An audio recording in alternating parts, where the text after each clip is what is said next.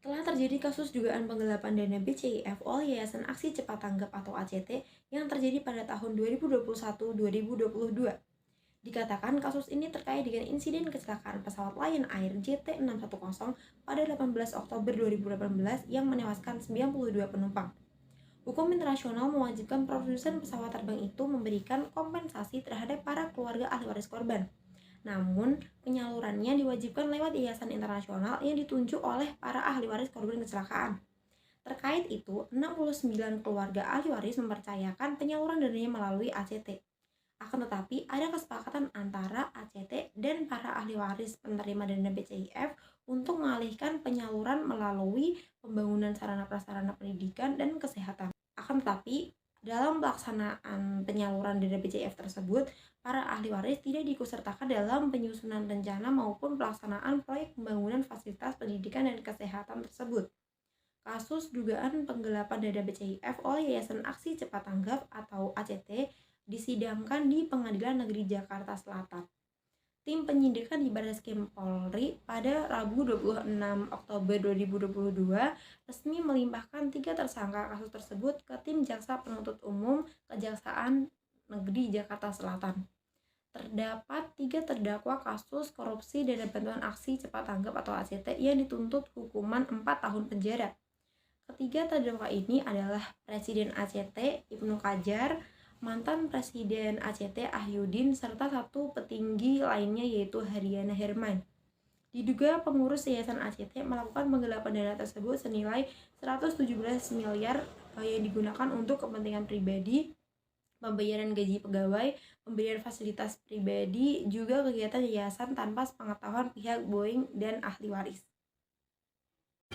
Menurut sumber tempo.com.id Jakarta tentang korupsi dana umat ACT, ada 3 terdakwa kasus korupsi dana bantuan aksi cepat tanggap, yang mana dituntut hanya 4 tahun penjara. Ketiga terdakwa ini adalah Presiden ACT Ibnu Hajar, mantan Presiden ACT Ahyudin, serta satu petinggi lainnya yaitu Haryana. Nah, Jaksa Penuntut Umum atau JPU meyakinkan Ahyudin bersalah melakukan penyelewengan dan penggelapan atas dana bantuan sebesar 117 miliar dari donasi Boeing untuk keluarga ahli waris korban kecelakaan Lion Air 610. Keempatnya pun disangkakan pasal tindak pidana penggelapan atau penggelapan dalam jabatan atau tindak pidana informasi dan transaksi elektronik atau tindakan pidana dan yayasan tindak pidana pencucian uang sebagaimana yang dimaksud dalam pasal 372 KUHP lalu pasal 374 KUHP. Nah, menurut saya kasus korupsi di Indonesia apapun itu hukumannya kurang tegas, sehingga tidak menimbulkan efek jera, khususnya terdakwa hukuman untuk kasus korupsi ACT atau bantuan aksi cepat tanggap.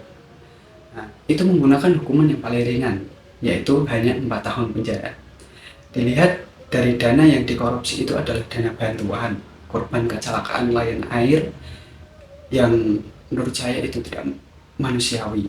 Bisa-bisanya dana yang seharusnya untuk ahli waris korban, tapi malah dikorupsi. Nah,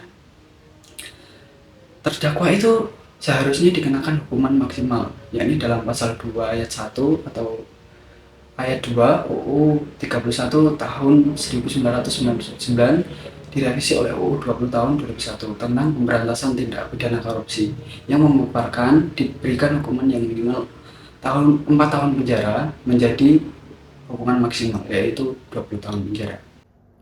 Dalam kasus penyelewengan dana umat aksi cepat tanggap atau ACT, ada satu prinsip yang sangat penting yang harus kita ingat, yaitu asas kemanusiaan. Nah, asas kemanusiaan ini merupakan pedoman besar dalam hukum yang mengingatkan bahwa kita harus menghormati dan melindungi hak-hak dasar sesama manusia. Saya akan mengambil contoh dari penyelewengan dana dana donasi yang seharusnya membantu korban kecelakaan pesawat Lion Air JT610 yang namun dana tersebut tidak digunakan dengan semestinya. Nah, poin-poin yang akan saya jelaskan, akan saya kemukakan berdasarkan kasus tersebut itu yang pertama ada transparansi yang penting.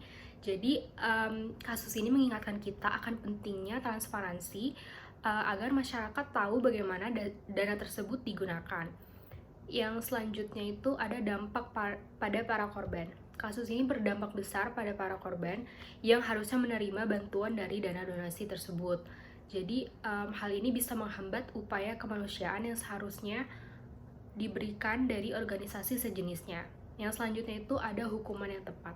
Tentunya para pelaku penyelewengan dana tersebut ini harus diberikan hukuman yang setimpal dengan hukum yang telah berlaku agar mereka jera dan agar menjadi pelajaran penting bagi organisasi nirlaba lainnya dan mendorong mereka untuk menjalankan praktik yang benar dalam pengelolaan dana donasi. Poin selanjutnya itu kepercayaan masyarakat. Nah, jadi kepercayaan masyarakat ini tentunya hal yang sangat penting bagi suatu organisasi nirlaba.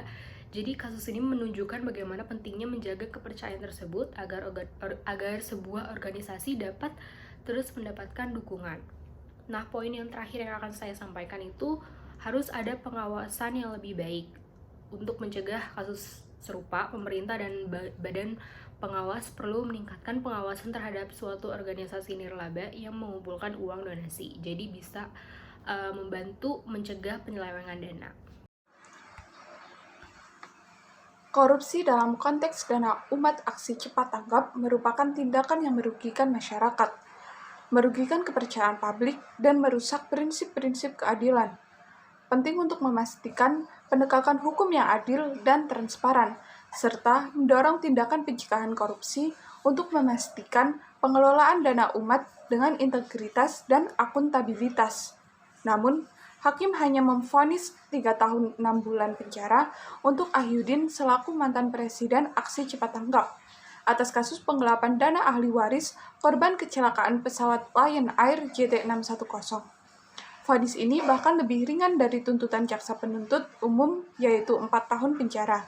Memang ada hal-hal yang dapat meringankan yang dapat dijadikan sebagai pertimbangan hakim dalam memberikan hukuman, seperti terdakwa berterus terang dan menyesali perbuatannya, mempunyai keluarga dan belum pernah dihukum. Namun, apakah hal itu akan menjamin hukuman yang diberikan kepada terdakwa memberikan efek jerah? Apakah penyesalan yang terdakwa tunjukkan di pengadilan murni rasa penyesalan? Karena bahkan pendiri ACT, Ahyudin, melontarkan pernyataan bahwa dana yang dikorupsi merupakan hak yang harus ia terima sebagai pentinggi. Apakah itu yang dimaksud dengan penyesalan? Lantas, apakah vonis yang saat ini dijatuhkan kepadanya sepadan dengan tindak kejahatannya? Menurut saya, tentu tidak.